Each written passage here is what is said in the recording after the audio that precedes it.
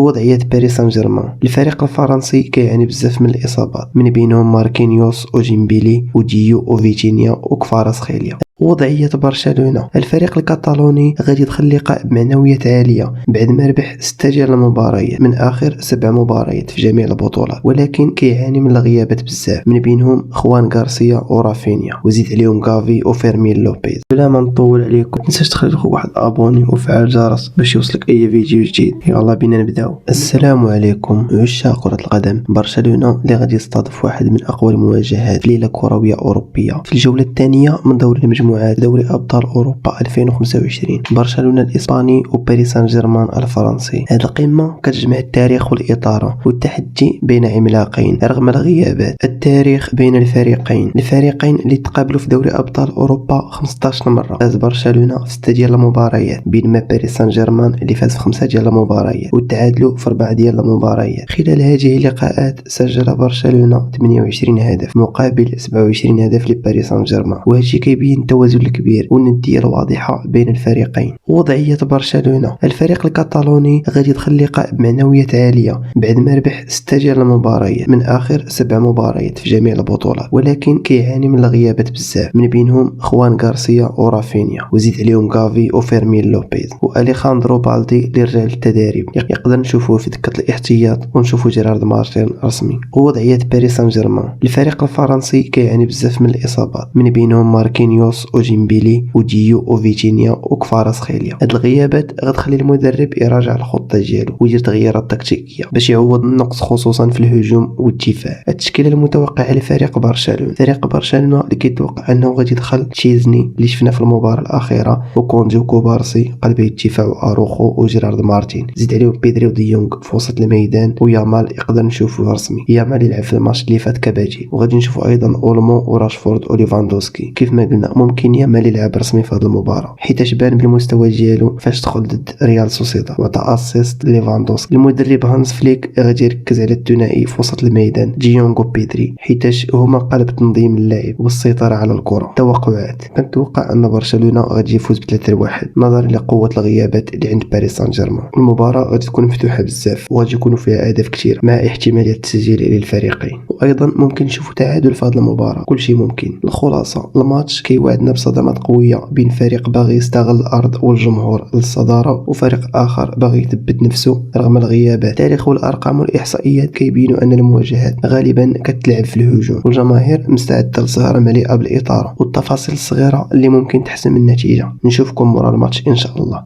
ما تنساش تخلي لخوك واحد ابوني وفعل الجرس باش يوصلك اي فيديو جديد. يلا تشاو.